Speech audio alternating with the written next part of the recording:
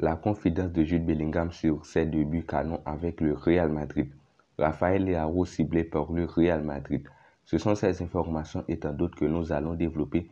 Lâchez un pouce bleu à la vidéo juste pour son référencement et abonnez-vous à la chaîne si ce n'est pas encore le cas.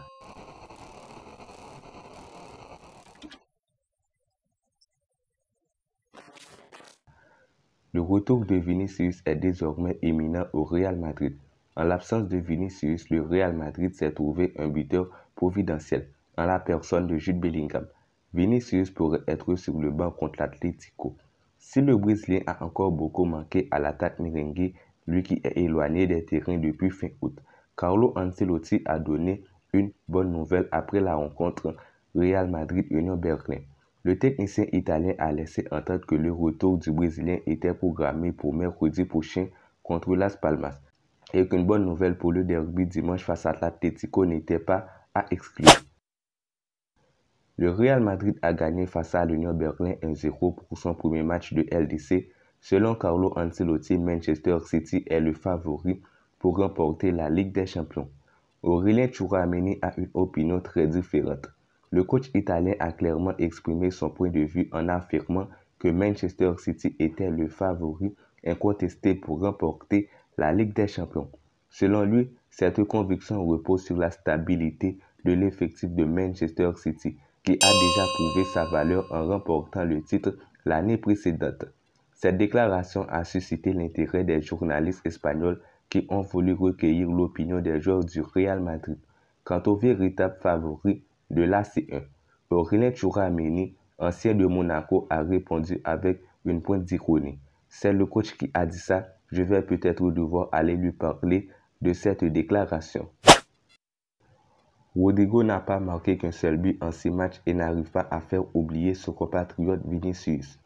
Rodrigo n'est pas dans son meilleur moment, comme l'a montré la victoire laborieuse contre l'Union Berlin en Ligue des Champions. Méconnaissable en première mi-temps, le Brésilien s'est amélioré en seconde période et a eu des occasions de marquer, mais sans y parvenir. Cela fait maintenant 5 matchs consécutifs qu'il n'a pas marqué cette saison. Il n'a réussi à marquer que lors du premier match contre Bilbao et depuis, sa disette n'a pas cessé. En plus d'être au plus bas, l'ancien joueur de Santos n'a pas été en mesure de combler le vide laissé par la blessure de Vinicius. Le numéro 11 devrait être le leader offensif de Madrid en l'absence de son compatriote.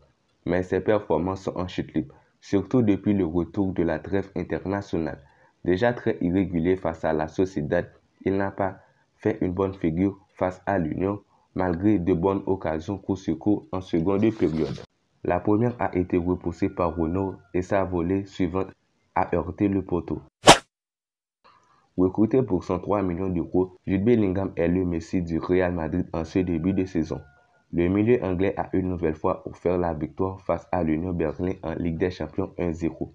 Le Real n'a pas énormément recruté durant l'intersaison, mais a assurément réalisé l'un des plus beaux coups du dernier mercato estival, en mettant la main sur Bellingham. Après le coup sifflet final, le héros s'est confié au micro de l'UEFA. Il est notamment revenu sur ses débuts rêvés sur la tunique blanche. Je suis un garçon confiant, mais je n'aurais jamais pu espérer que les choses commencent aussi bien, notamment au niveau des buts, confie-t-il. Nous avons joué 5 fois en Liga, une en Ligue des Champions, et nous avons gagné les 6 matchs. Nous ne pouvons donc pas nous en plaindre. Je ne vais pas mentir, j'espère continuer à marquer des buts à la 90e minute plus 4 ou 90e minute plus 5. Venir ici a été beaucoup plus que ce dont j'avais rêvé. Dans mes souvenirs, j'ai toujours regardé Madrid à la télévision. Maintenant, je porte ce maillot et je marque pour cette équipe.